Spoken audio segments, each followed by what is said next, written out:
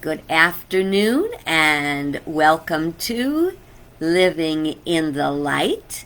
I invite you to have a seat, have yourself a cup of coffee, tea, glass of wine, whatever, and just sit back with me and kick back and have a chat.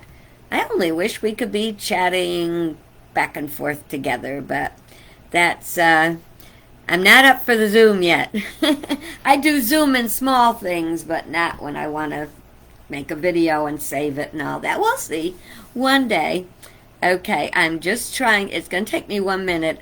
If anyone knows how to fix the message that comes that says the FPPS rate needs to be adjusted, please tell me what that means because I don't know. And it keeps popping up all during the video. Pops up, I close it. Pops up, I close it. So if I ever seem distracted, that's probably why. Are you relaxed? Are you hanging out and ready to just visit? Well, I can't be right this second. I have to fix something. There we go. my thing was cockeyed and that didn't work for me. Now I feel a little bit more like everything's straightened out. So, we know how yesterday we were talking about time and using your time well and things that distracted you. And I said how important it is to make a list before you go to bed. So it'll be waiting for you in the morning. And I did. Now, that probably won't mean anything to you. You don't have to be able to read it, just verifying that, yes, I did, in fact, make a list. However, I will tell you that only one item got crossed off on the list. Do I feel awful about that? Well, I feel like I kind of missed the mark in what I could have done. On the other hand, I got some things done that weren't on the list, like taking some, you know how you build up all those grocery bags, the plastic bags? I don't use them. I don't usually bring them home. I usually bring my own bag.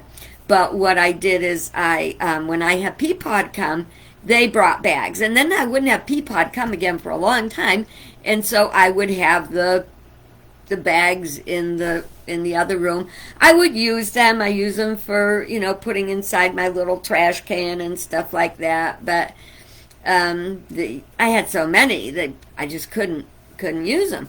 So I finally got those to recycle with some other things today. So I did do some good things. I stopped at the pharmacy and picked up some of Tishy's fluid for her little things that she gets when we have to give her fluid to help her deal with her kidney disease, little baby. So I got stuff done. So I'm very happy. I got some groceries, which was really, really good. And I am not giving up on my list. The day is still young when you go to bed really late like I do. Still trying to train that inner child. We're going to talk about that probably Monday. But today we're talking about winners and losers. Now, we just finished, just last week, was it? I think it was probably last week because time's going by so fast. The infrastructure bill passed. And then all you saw on the news is winners, losers, and this one won that, and that one lost that, and somebody else lost that, and what will we lose by this? And it goes on and on. And but in this realm, in living in this world that we live in, so many things are based on being a winner or a loser. Unfortunately, it's not necessarily living in the light.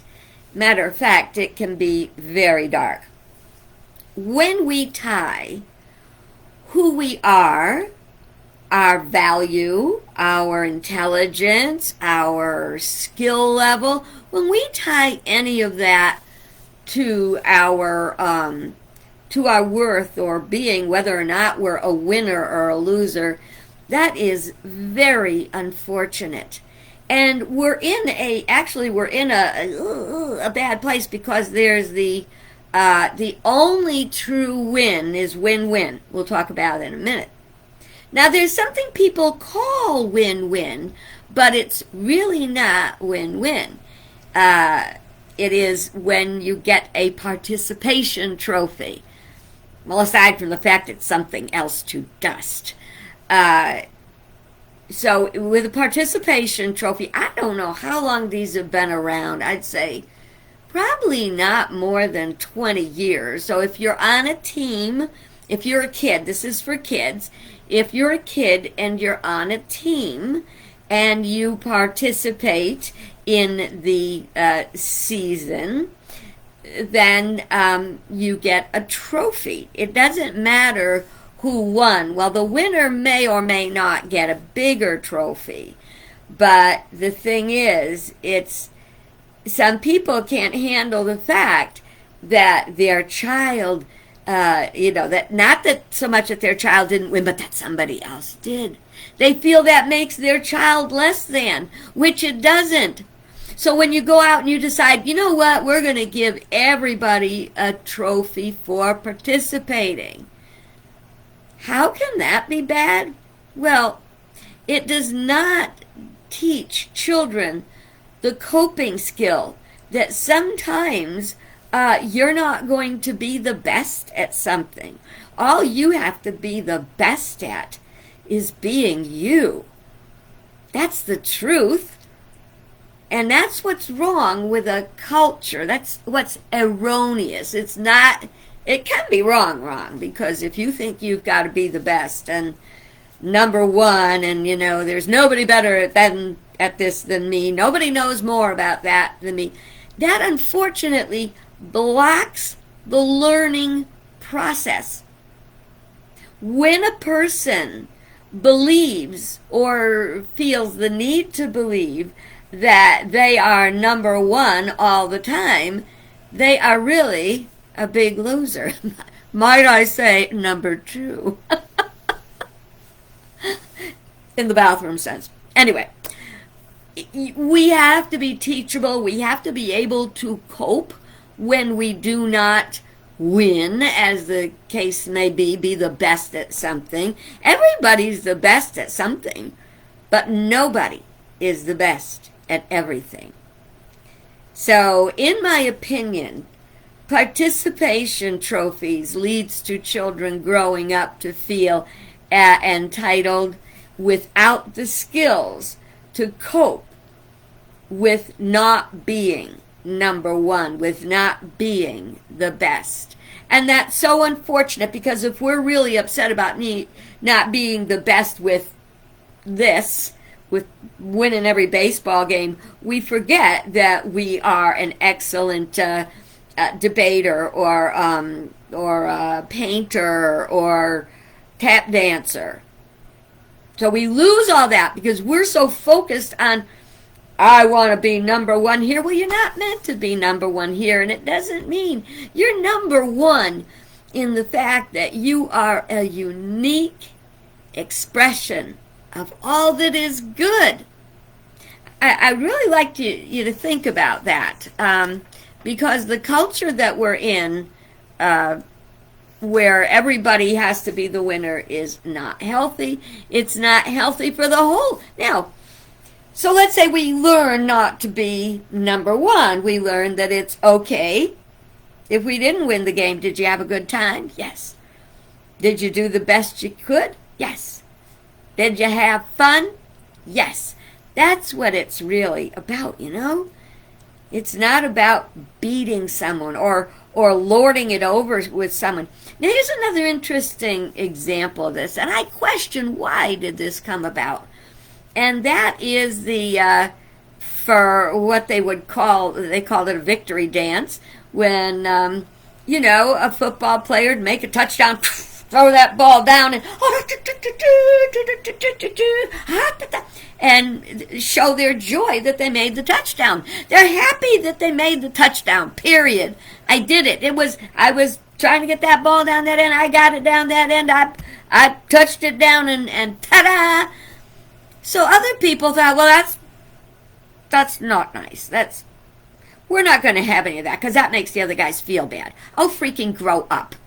Grow up. Somebody got a touchdown. What if we learned to actually celebrate with them? Good job! Good job, man. You ran your butt off. You ran half the way down that field with 8 people chasing you, and you just right down there. Shouldn't that be celebrated? Not that you went down there doing that damn stupid dance. No! Give them back their doggone victory dance. As long as, on the other hand, if they're doing the victory dance and they're going, you suck, you suck. No, that is not a true victory dance. A true victory dance is just the joy of achievement. That's another thing with those participation trophies. If everybody gets a participation trophy, what did you achieve? These trophies and things should be designed to seek people, call people out, to inspire them to reach higher, to do better, and to be okay when you're not number one. I'd really like you to think about that because this is a huge difference. It's one of the reasons there's a huge difference is because right now, and this is not only excuse me, this is not only in the United States, it's worldwide, and it is political winners and losers.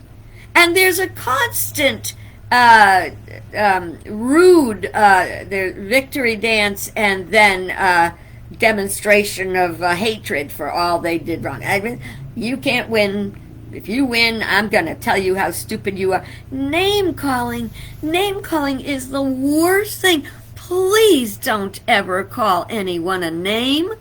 Not seriously. You know how it says in the Bible, you must not, thou shalt not take the name of the Lord in vain. The word name means nature.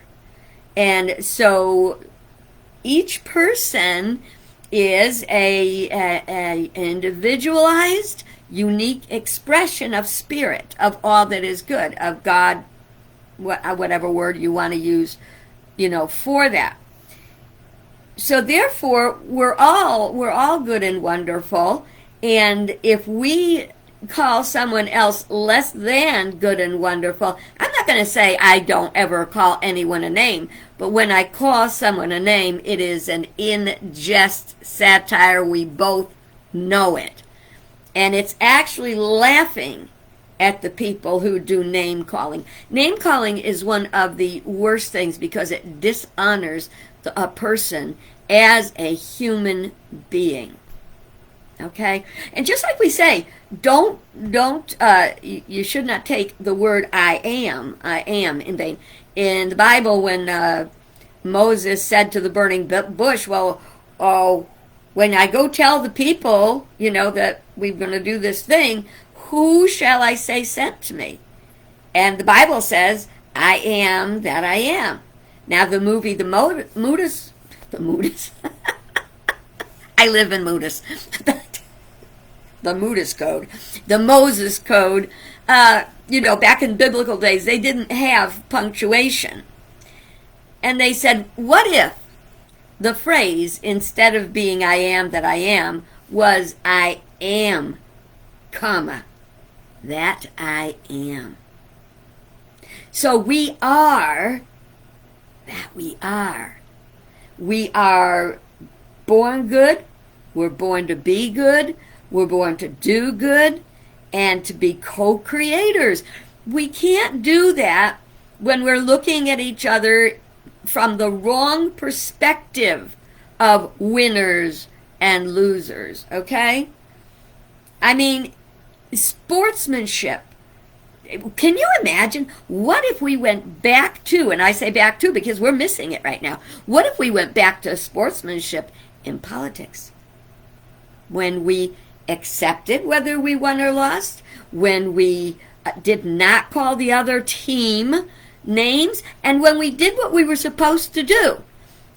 When two baseball teams, football teams, basketball teams, tennis teams, whatever, when they come together, the idea is to do a top performance and to compete and have fun. So if you're playing and you're not having fun, there's something wrong. You shouldn't be playing. You know one of the things that ruined it for sports? Too much money. And what is money? It's a false god. If you read my book, Rise of the False Gods, we'll see that mammon, or materialism, money stuff, that is a false god. Why is it called a false god? Because it's a false good. If we think that just because we won a game, that makes us better than someone else, we are so wrong. So try to remember that with winners and losers, we all have to be good sports. And I think I just said this story recently, but it's always worth repeating. And that is the two little league teams that were playing baseball, and one of the team lost. And of course, one of the teams always loses unless it's a tie, and then they play till somebody wins. So the losers were jumping up and down, yay, yay, and the winners were jumping up and down, yay, yay. And the guy says to the losing team, "What are you so happy about? You lost." And they go, "Because the winners have to buy the pizza." So they would go out for pizza after the game, and whoever won had to pay for the pizza. That's what, if we look at sportsmanship instead of an ego-centered power trip, life will be better.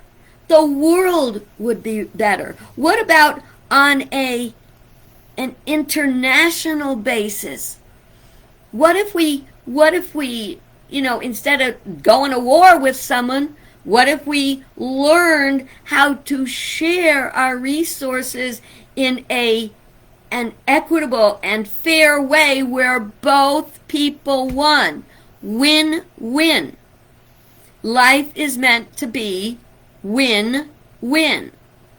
Our politicians are supposed to come together, and when they come together, they are to serve the people, not to have hate matches or facing off over who's going to be the winner and who's going to lose.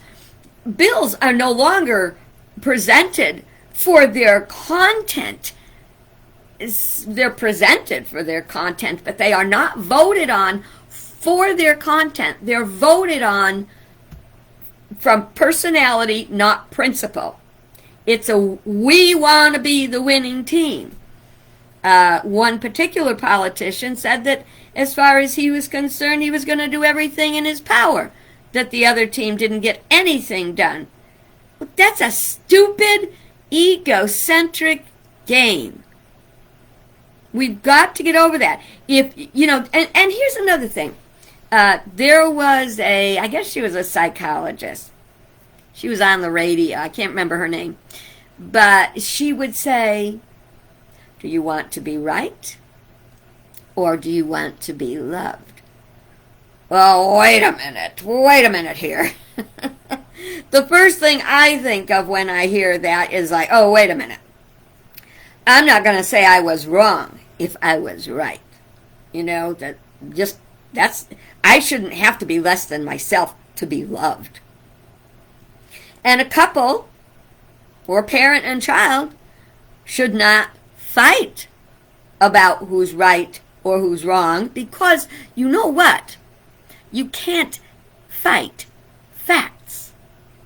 Facts are indisputable. And facts are not meant to hurt anybody. They're to help everybody. If you we're in a sports thing today. If you were playing baseball and you hit a ball and it hit a neighbor's car and gave it a ding, did you mean to do it? Were you shooting baseballs at the car trying to break it? No, it was an accident. It's another thing. Two people have an accident driving down the street. They get out and the first thing they do is attack each other. One of them's got to be wrong. One of them's got to be wrong. I'm going to give you a big assignment today. I'm going to say, how about if you start thinking about how do we make this, whatever it is, I don't care if it's at your job, if it's at your home or whatever, how do we come from win-lose to win-win? Because it's something we have to do. Right now, the people are not being served by the politicians because they're too busy having arguments over who's going to be the winner, who's going to be the loser, instead of looking at how can we all win. And we can only look at how we all can win when facts are out, when they are accepted, and when they are implemented in everything we do. So opinions you can argue, but you can't argue facts. And see, what we're doing now is we're at the point where this win-lose thing has gotten so out of hand that facts don't mean anything. I was actually told by someone, well, I don't care about your research and I don't care about your facts. That's when I said, I release you and I let you go. Now, because I release someone and let them go doesn't mean I hate them. It doesn't. It doesn't matter to me if I ever see their face again, and if I see their face, I can be just as polite as ever. And so you don't have to fight. You don't have to have, bad feelings. I just got the news that someone that I'm not on their top of their number one fan list, and I must say that, for on a personal level, they're not on mine either, but I understand they became very ill with COVID. And my first thought is we ought to pray. We got to pray. And pray for the highest good. If you want to see anyone hurt or harmed, Emily Cady, who wrote the book Lessons in Truth, was talking about forgiveness. And she said, if you ever see someone and your first thought, they're going through something, and you say, serves them right, that means you never truly forgave. Because we're all out here for, no matter what it looks like, we're all out here, we want to be happy, we want to be healthy, and there will be people that you cannot abide what they're doing. But you can love someone without liking their behavior, without liking their attitude, without liking their personality. But there again, love is not about emotion. Love is about personality. Love is about principle. I was so busy thinking about that I just... No, love is principle. It's not emotion. Now, you do feel an emotion of attraction, of affection. That's emotions or energy in motion. Negative emotions are the same thing. It's energy in motion, except instead of it being an attracting power, like love is a great attracting power, it is a repelling power. And that repelling power, that doesn't give us a right to hate someone.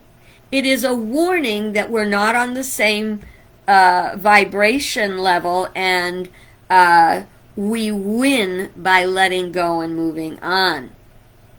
See? We have to want to become... This is why it's very important to live in the light.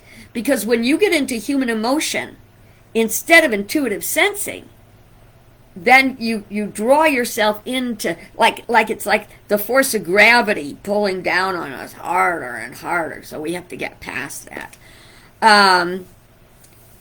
When you're in a situation and you're feeling, even if you're a winner, oh, you won, and somebody else lost, how can you help this person that lost be okay with it. You know, if you're in a courtroom, and somebody who has committed a crime, they must be held accountable for that crime, but not held accountable with hate. Held accountable by principle. If you go and touch your stove when your kids, okay, anybody got kids? Anybody been a kid? All right, so what did you hear? Don't touch the stove, it's hot. And most of us at some point touched the stove and found out it was hot. And so chances are, if we're smart, we don't go back and touch the stove again, right? But the stove isn't mad at you. Heat is a principle. It's how a stove works. So it didn't say, I'm going to punish you by burning you. It's a simple cause and effect. You touch something hot, you got burned. You know, if you trip over a chair, I know someone who used to trip over a chair and blame me that the chair was there. The chair was always there. But the thing is that why do we blame the chair? Because we tripped over it. And it doesn't need to be any negative, emotion in the whole thing. The reason we should be glad or feel okay if we're in a court case and the offending person is determined to be guilty, and they go to jail or they get probation or whatever they do, that's a good thing, because they can learn. Accountability is greatly missing in our world today. And they can, by being accountable, they can learn. But if you get an attitude of serves them right, no, we need to be able to switch our attitude to, I hope he learns this time. I hope he gets it. Because so many people today are not being held accountable, no matter how they slither around. And it happens at all levels of life. It happens in relationships. It happens with money. You know what? Making a deal with someone, you always want to make sure you get the best deal you can, but not to the fact that someone else had to suffer for it. I don't barter. When I have a yard sale or something like that, I say, what's it worth to you? Pay that. Sometimes people think they took advantage of you, which is not win-win. And sometimes they give you more than you would have had. That made them feel better, made you feel better, and it's a good thing. Competition is okay as long as it's healthy and the outcome is for the good of all involved. Whew, I am running out of time, and I want to be timely. So, with the climate, okay? There's a big issue about climate change. Is it real? Science is science. Facts are facts. The planet is in trouble. That's a fact. There's only lose if we don't address it. So sometimes you just have to put your head down and keep working for good while somebody else goes off on their toot. And yeah, we're all going to pay the price for the eventual outcome. That doesn't mean we stop speaking our truth with love. You can't really steal from somebody else because the universe will claim its own. So you may think you won, they lost, but you will find out at some point that you will be held accountable if you were not honest. Whew! Okay, war. Nobody wins war. Nobody wins war. We have to learn how to live in peace with respect and honor. And in the meantime, war is an unfortunate byproduct of the state of consciousness we are in. We can protect and defend, but not dominate. We were, when God tossed Adam and Eve out of paradise, because they had to learn the lesson that they were with God, not against God, when they were told, he said, he gave Adam, this was before they got tossed out, I'm sorry about that, gave Adam dominion. which is different than dominance. Go look it up. Dominion is caring for the highest good of the planet. Dominance is doing as you wish. Thinking that you need to win and beat it and do what you want on this planet, that is being a parasite. Because a parasite lives off and then kills the host. We want to be symbiotes. Symbiotes work with the environment to keep it healthy eternally. Yeah, it's the way it works. All right, yeah, we're out of time. But I got to get in the National Day calendar. Today's Friday, and I'm giving you Saturdays. And I decided that was so uncomfortable for me. I'm still giving you Saturdays. But come Monday, we're doing Mondays. So that's the way it is, okay? Works much better for me. In the meantime, tomorrow's National Day calendar has World Kindness Day. Isn't it perfect? We're talking about getting along and winners and losers and winning, win-win and healthy competition and sportsmanship. It's National Kindness Day. What can you do tomorrow to be especially kind? I'd love to have you make some notes if you make comments, even if you pop them in tomorrow or send me a private message or whatever. It is also National Indian Pudding Day. Now that is very meaningful to me because when I was in about 4th grade in one of our history classes, we had, and I barely remember the taste, we had Indian pudding. And that day, what were you, 8 years old in 4th grade, 8, 9? I said, I am going to make Indian pudding. And that means that for about 68 years, I've been saying, I'm going to make Indian pudding. But you know what? Tomorrow, I am going to make Indian pudding. I'll let you know all about it on Monday. I hope you have a great weekend. Thanks for being here with me. I hope you know that if you make comments during the video, I cannot see them. I haven't figured out whatever it is that Facebook did that changed the way this works for me. So, but I will comment later if you wish to share anything. Have a great day. God bless you. Good. Bye-bye.